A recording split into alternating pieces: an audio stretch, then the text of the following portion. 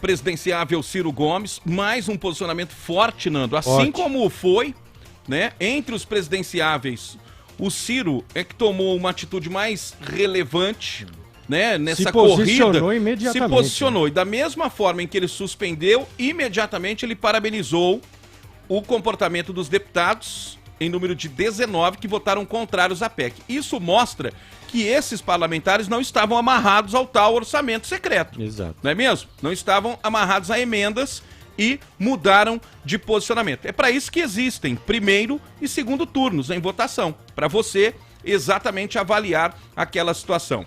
Ele fala sobre Lula, ele fala sobre Bolsonaro e fala sobre Moro. Aliás, se esperava do Moro um posicionamento parecido com o Ciro e mais uma vez o Moro foi omisso. Mais uma vez o Moro se calou. Ele chegou a ser cobrado para cobrar, né, para questionar os parlamentares do partido ao qual ele vai se filiar a mudarem de posicionamento, já que ele, Moro, como cabeça de um figurante numa corrida eleitoral, é contrário. Pelo menos ele publicamente disse isso. Agora, ele foi contrário e muitos do partido dele foram favoráveis. E ele, outra vez, se calou, sequer adotou qualquer comportamento. Nós estamos recebendo aqui nos estúdios da Rede FE em Ribeirão Preto, Antônio Neto, é o presidente do PDT em São Paulo, presidente municipal do PDT. O Neto está em um tour aqui pelo interior, esteve em Araraquara, ontem à noite participou também de um evento na sede do Sindicato dos Servidores Municipais de Ribeirão Preto, não é isso, presidente Neto? E hoje participa aqui da nossa programação. Seja bem-vindo ao nosso programa. Bom dia. Bom dia, Lincoln. Bom dia, Nando. Bom dia, Luciano. Bom dia. É um prazer muito grande estar com vocês aqui. Parabéns pelo programa. Programa sempre com muito impacto, muito compromisso com a população. É muito bom estar com você aqui. Presidente Neto, sobre o comportamento do Ciro na semana passada e agora, e o próprio comportamento do PDT, qual a sua avaliação? Eu acho que o Ciro conseguiu fazer uma coisa muito importante. Quando nós vimos, o PDT viu que houve um erro na votação, em que pese a tentativa de minorar os danos em torno da PEC, que era horrível, muito ruim, o Ciro colocou luz ao problema e botou para que a população do Brasil inteiro pudesse acompanhar o que era efetivamente esta PEC. O que é esse orçamento secreto? O que é que dá 96 bilhões de reais para serem distribuídos ao longo de todo o ano de 2022, durante campanhas eleitorais, para facilitar todo esse centrão que o apoia de maneira incondicional. Veja que todas as votações ele ganha naquele Congresso Nacional. E havia, por parte do PDT, parte da bancada havia votado favorável. Então, botou luz e uma grande discussão interna dentro do partido, que ontem, na hora do almoço, das 12 às 14h30, houve uma reunião da Executiva Nacional com a presença da bancada nacional. E ali se acertou, por quase unanimidade, somente um deputado federal, que foi o subtenente Gonzaga, que disse que continuaria votando sim, até porque ele está saindo do PDT, aprovou-se o encaminhamento de voto contrário, porque o partido havia encaminhado o voto favorável no primeiro turno. E você viu que houve uma mudança significativa. Nós tivemos, dos 24 deputados que votaram, 19 acompanharam a posição do partido e a posição que Ciro Gomes colocou com muita propriedade da necessidade dessa discussão. No seu entendimento, isso fortalece a figura do Ciro perante a opinião pública? Olha, o que nós vimos foi uma enxurrada de todos os cantos de pessoas, sejam da sociedade civil, sejam dos sindicatos, dos partidos políticos, grandes personalidades políticas, dizendo: o Ciro está correto, é isso mesmo, nós não podemos permitir, não podemos pactuar com isso, até porque houve até uma mudança do regimento interno da tarde, de maneira monocrática. O PDT até entrou com uma ação na Justiça do Supremo Tribunal Federal, ou seja, todo mundo apoiou. A militância do partido foi uma coisa muito bonita, todos os movimentos, todos os diretórios, todo mundo escreveu para que os deputados do PDT, para que a Executiva Nacional do PDT se posicionasse contrário à PEC, que nós chamamos a PEC do dinheiro, a PEC do calote. Alguns parlamentares, né, inclusive da oposição, e que viram companheiros de oposição votarem favoráveis, estão falando em vale tudo, né? Ou seja, fazem qualquer coisa para poder ter acesso a esse dinheiro. Outros termos foram ainda mais pesados, como institucionalizar a propina. Como é que o senhor coloca nessa balança de votação o tal orçamento secreto, hein, presidente? Eu coloco assim, se no governo Lula nós tivemos o mensalão, agora nós temos o Bolsonarão. Né? Vamos lembrar bem, lá não teve a história do mensalão, agora tem o Bolsonarão institucionalizado no Congresso, com autorização do Congresso. Eu acho que é isso que nós precisamos realmente fazer com que toda a população se atente para esse detalhe. Infelizmente, Lincoln, é bom lembrar que tem o Senado. E nós podemos derrotar essa PEC ainda no Senado se todos nós, sociedade civil organizada, povo, vamos lá encher a tal da mala eletrônica dos senadores para que eles votem contra essa PEC. O governo não tem, né, a vida tão fácil no Senado como tem tido a vida lá fácil, tranquila, na Câmara dos Deputados. O senhor acha que essa PEC pode ser barrada no Senado?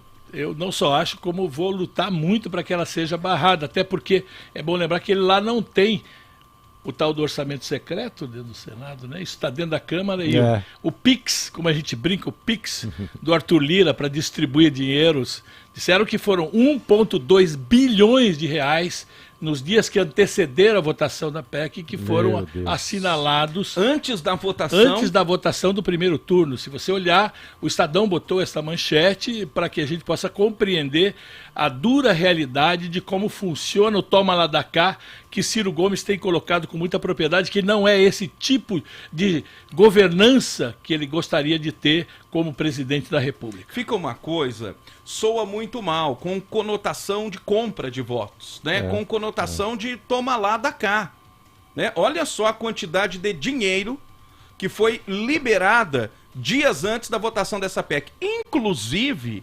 grana lá para prefeitura, onde o pai do Arthur Lira é prefeito. Não é isso? Em Barra de São Miguel. Não é isso? A prefeitura de lá não dá mais 1%, 10% da população de Ribeirão Preto. Compare o que Ribeirão recebeu com a ilustríssima Barra de São Miguel. Nada contra os moradores. Mas lá o prefeito é o pai do presidente do Congresso. Então veja. E quem pediu, Ligo, me perdoe, foi o primo. Foi o primo, exatamente, conforme denunciou, né, o Estado de São Paulo. Então, fica essa conotação de negociata, não? É claro, fica transparente a negociata e aquilo que nós, do PDT, Ciro Gomes, tem denunciado dioturnamente, essa relação corrupta do presidente Bolsonaro, do governo Bolsonaro com o Centrão dentro do Congresso Nacional. Ô Lincão, deixa eu entrar nessa conversa aqui. Ô, presidente, a minha conta é um pouquinho diferente dessa todo mundo está fazendo aí dos 96 bilhões. A minha conta são 126 bilhões. Por quê? O seu Paulo Guedes, há 2 ou 3 semanas atrás, garantiu, de própria voz e vídeo, garantiu que já tinha 30 bilhões para pagar o Auxílio Brasil. Então, que ele precisa de mais 10, que é o incremento dos R$100 por mês. Então, com esses 10, iria para 40. Então, veja, se o governo já tem 30 e vai economizar mais 96, então para mim o governo está levando 126 bilhões de reais só com essa PEC. Na verdade ele trabalhava com uma mudança daquele modelo de gestão e com 3% do orçamento. Eles queriam alterar a possibilidade de estourar o teto de gasto em 3%. 3% de 3 trilhões, que é o nosso orçamento, são exatamente 90 bilhões. É isso que a gente está trabalhando com esse número. Perfeito? Não, perfeito. Só estou dizendo assim, o governo ganhou mais, porque ele já tinha os 30 e não vai precisar gastar os 30, ou pelo menos pode repassar para espero que legalmente, né, para outras coisas importantes no Brasil. E a covardia, né, de usar o mote Auxílio Brasil para sensibilizar a população, para todo mundo ficar a favor, né? Mas se você olhar dentro dessa PEC, não fala do Auxílio Brasil, pois viu? Não fala do Auxílio Brasil.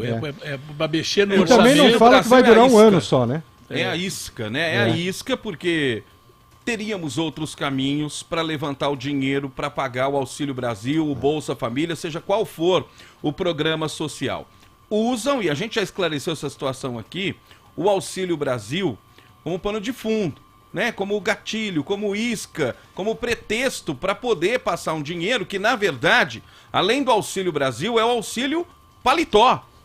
Porque essa grana vai para muitos deputados. E a gente está perguntando aqui, o presidente Antônio Neto, até na nossa enquete do dia aqui, o orçamento secreto, na sua opinião, é uma espécie de novo mensalão ou é legal, faz parte do jogo? Vou dirigir essa pergunta ao senhor agora, pergunta que a gente está fazendo para o povo aqui. Eu acho que é um novo Bolsonarão, que vai ser institucionalizado pelo Congresso Nacional. Porque o mensalão era uma coisa meio esdrúxula, que a gente até hoje não entendeu direito o que era, mas ficou claro que havia pagamento para, através de emenda... Debaixo dos panos para os caras votarem com o governo. Agora não, agora já tem um orçamento secreto e eles estão alocando 96 bilhões de reais para que o Lira, o presidente da Câmara, ele distribua essas emendas. Então é um bolsonarão, ou seja, institucionalizado agora, pelo Congresso. Isso não vai dar briga entre os próprios deputados? Porque a decisão do STF, né, tá exigindo que se mostre, né, a lista dos deputados desde 2020 que estão recebendo tal orçamento secreto. Isso não vai dar muita briga lá em Brasília quando um deputado descobrir que o colega recebeu mais que ele? Isso vai ser muito bom. Primeiro para causar essa intriga entre eles, porque você sabe... Nessa briga entre eles, nós ficamos com a briga. Queremos que eles briguem muito para que cada vez mais apareçam o que está acontecendo com o erário público, do dinheiro da população, que faltou para a saúde, que falta para a segurança, que falta para a educação, que agora estão dando um calote nos precatórios, principalmente precatórios de salários que levaram 20, 30 anos para receber. Eu gostaria que o senhor explicasse o seguinte, porque estão usando como argumento o Auxílio Brasil, mas estão tirando esse dinheiro de alguém. Quem é esse alguém? São aqueles que ganharam ações contra a União, que deveriam receber ações que demoraram 20, 30 anos, principalmente tem muitos professores que não receberam os seus recursos na época que deveriam receber, são aposentados que não receberam a aposentadoria corretamente durante todo esse período. Depois de 20 anos, ele tem a disfarçatez de mandar uma PEC para prorrogar por 10 anos o pagamento. E agora ele faz a PEC, por isso que chama-se PEC do calote, porque vai uma coisa que deveria pagar no ano que vem 100%, ele propôs que fosse em 10 anos nesta PEC. É aí que houve uma negociação, para você como parlamentar sabe, para mexer na PEC, reduzir para 3 anos, mas mesmo assim estão tirando dinheiro de quem? Daqueles que têm para receber do Estado com sentença transitada em julgada. É um crime. Imagine você, esperou 20, 25, 30, muitos já morreram e a família está aguardando. A hora que sai para pagar o precatório, o governo diz, não vou pagar em 10 anos. Ai de você, se você dever para o governo, né? Se a gente dever para o governo. Então, gente, no que diz respeito à economia do país, isso também é muito ruim. Porque o Brasil não está cumprindo um acordo. Não é mesmo? Quebra-se um contrato, quebra-se um acordo. E isso, aos olhos dos investidores, para o mercado financeiro, e a gente já está num momento péssimo. Eu não sei quanto está a gasolina lá na capital, presidente. Aqui já estamos batendo nos R$7 o litro. Isso é péssimo para a economia. Perfeito. Não só péssimo para a economia, lá a gasolina está mais de 7. É bom você saber disso. Além do que, não é nem quebra de contrato, é pior ainda. É não cumprir sentença judicial transitada em julgada, porque precatório é isso. É sentença judicial transitada em julgada. É um contrato mais do que justo. Mas não, aí o governo sempre faz o que quer. Teoricamente isso poderia dar até impeachment, porque se você não pagar um precatório que você deve, você automaticamente deveria sofrer sanções previstas na lei. Mas não, o Congresso vai e passa o pano. E olha, vou repetir, a desfaçatez desse governo foi de transformar essa dívida em precatórios em 10 anos. As negociações trouxeram para 3, mas mesmo assim é um calote naqueles que têm o direito a receber. Como que o senhor prevê essa questão do cenário eleitoral para o ano que vem, no sentido de que, e muitos especialistas, né, cientistas políticos, estão analisando o seguinte: o Auxílio Brasil é a principal bandeira do governo Bolsonaro. Ele vai trabalhar politicamente em cima desse recurso que vai chegar a 17 milhões de famílias brasileiras. Ao mesmo tempo, né, e simultâneo, né, paralelo a isso, vem o desgaste do tal orçamento secreto, com a conotação de compra de votos. Essa situação mais ajuda ou mais atrapalha o atual governo? Eu acho que mais atrapalha. Primeiro porque desfaz essa ideia que ele sempre prega com hipocrisia muito forte de que é um governo honesto. Está aí provado com orçamento secreto a compra de votos para aprovar as coisas. Segundo, ele reduz de mais de 35 milhões de pessoas que têm acesso ao Bolsa Família para 17 milhões e dando um aumento de R$100 naquele conjunto de Bolsa Família. Sobre o argumento, diz lá o ministro Guedes, o posto Ipiranga, né? Ele diz que, olha, com a economia melhorando, esses outros 17 arrumarão emprego nos setores de serviço. Quer dizer, nossa, é uma desfaçatez. Esse governo é uma piada, é um desgoverno. Nós estamos aí com quase 15 milhões de pessoas desempregadas, 6 milhões chamados desalentados, são aqueles que desistiram de procurar emprego, 40 milhões na informalidade, e eles vêm dizer que essa ajuda vai conseguir fazer com que 17 milhões possam sobreviver um pouco mais e que os demais, olha, o mercado vai absorvê-los. Nunca. E é bom lembrar que nós tínhamos o ano passado uma ajuda emergencial de R$600 que atingiu quase 60 milhões de pessoas, que depois eles reduziram para 300, afinal, os últimos 3 meses do ano. Depois ficamos 4 meses sem dar auxílio emergencial para nenhuma pessoa no Brasil e agora foram lá mais 200, R$250 e agora eles encerram um projeto de Bolsa Família e institui o Auxílio Brasil. Ou seja, se queria ajudar mesmo, não precisava terminar com o outro, poderia continuar, só reajustá-lo e dar condições para que o país pudesse ter, primeiro, socorrer aqueles mais vulneráveis, auxiliar as empresas para a retomada do desenvolvimento e, acima de tudo, parar de dar propina para deputados votarem, não é verdade? Porque veja esse volume de recursos dando lá, para que será isso? Tinha de onde tirar o dinheiro, né? Dessas emendas parlamentares, né? Para subsidiar o Auxílio Brasil, ou seja lá o que for. O senhor falou em trabalho, o senhor esteve ontem num evento na sede do Sindicato dos Servidores Municipais de Ribeirão Preto, não é isso? Isso, tivemos.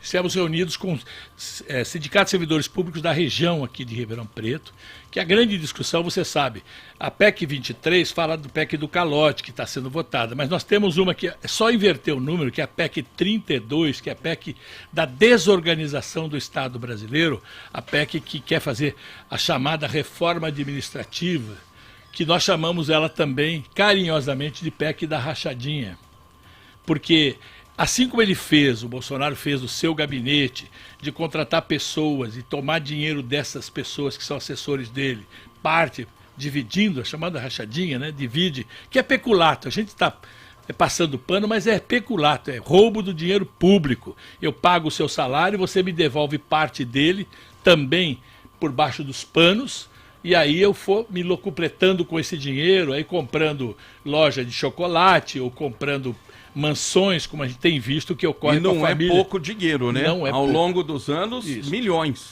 Então, esta PEC, ela faz o seguinte, acaba com a estabilidade do servidor público, acaba com os concursos públicos. Então, cada prefeito, quando é eleito, ele pode demitir todas as pessoas que trabalham hoje na prefeitura e contratar seus apaniguados e instituir rachadinha. Eu vou contratar você. Suas indicações políticas. Viu, Luciano? Vou contratar você, mas você parte do seu salário é meu. Que é isso, né? Em Ribeirão aí Preto, não dá. E essas terceirizações cada vez mais tomam conta, né, do governo do estado de São Paulo, nas cidades paulistas, inclusive em Ribeirão Preto, especialmente as que são governadas pelo PSDB. Em Ribeirão Preto, nós temos mais de 2.500 terceirizações. É muita gente. Ah, mas tem alguma coisa contra essas pessoas? Óbvio que não, mas nós temos muita coisa contra a indicação política. Porque isso fere qualquer processo democrático para você conseguir uma vaga de emprego.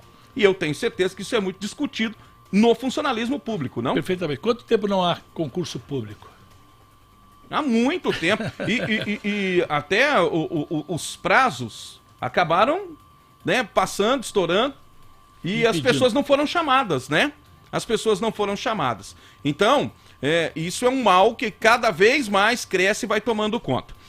Antônio Neto, presidente do PDT na capital.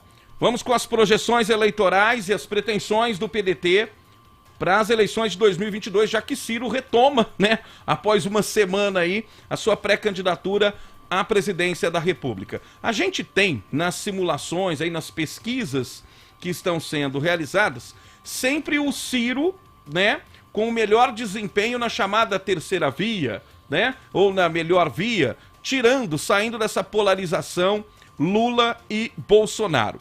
Porém, outros nomes estão se credenciando. A gente viu a entrada do Moro, o governador de São Paulo, João Dória, está querendo entrar também, né, na disputa. Vai depender das prévias com o Eduardo Leite, agora na próxima semana, com as prévias do PSDB. A chamada terceira via não está muito dividida. Isso não favorece a Lula e Bolsonaro? Olha, Lico, você sabe que, primeiro, nós estamos muito longe da eleição. Há alguns meses atrás, Luciano Huck era um grande nome da terceira via para ser candidato. Tinham tantos nomes. E à medida que vai se afunilando, vai cristalizando as verdadeiras candidaturas. E a única candidatura, que nós chamamos de única via, ou a via essencial, a mais coerente, que é a de Ciro Gomes, ela se mantém ao longo desse período, na faixa de 2 dígitos, em todas as pesquisas sempre.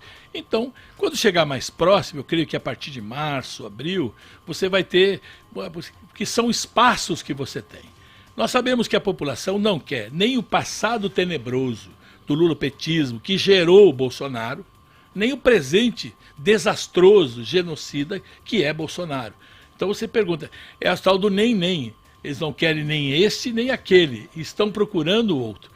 E nós, através do presidenciável Ciro Gomes, nós temos um projeto nacional de desenvolvimento.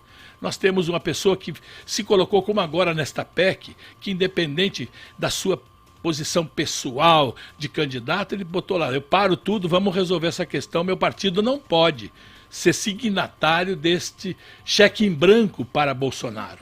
Ou nós estamos num caminho concreto, estamos num caminho correto, honesto, ou nós estamos aqui também sendo acusado, porque você sabe, nessas questões, é como mulher de César, não basta ser honesta, é preciso também parecer honesto. Eu tenho certeza que os deputados do PDT, dá para ver que quando mudaram seus votos, não tinham compromisso com essa história de orçamento secreto, porque não tinha... Mas veja você, ao mesmo tempo, se passa desse jeito, todo mundo é igual. Isso parece um caminhão de melancia. Tudo é igual quem está lá em cima. Não é igual. Nós somos diferentes. Nós somos partido, como ele bem disse aí no vídeo, de Getúlio, de Jango, de Brizola, de Darcy Ribeiro, que tem compromisso com a nação, com o povo mais pobre, com a educação, com a saúde. Ou seja, com uma governança diferente dessa governança do toma lá da cá, numa tentativa e numa proposta de acabar com o mesmo sistema macroeconômico que vem de Fernando Henrique, passa por Lula 1, Lula 2, Dilma 1, Dilma 2, Temer e Bolsonaro. Qual é a diferença? Eu pergunto aos seus ouvintes, qual é a diferença de Lula e Bolsonaro? Na gestão macroeconômica não existe diferença, é o mesmo tripé macroeconômico. Aquela história de meta de inflação, dólar flutuante, câmbio flutuante e superávit primário. Vem essas coisas desde lá até agora. E aí, também na governança, é bom você prestar atenção. Os mesmos que estão no centrão, dando apoio a Bolsonaro, deram apoio a Temer, deram apoio a Dilma, deram apoio a Lula e deram apoio a Fernando Henrique.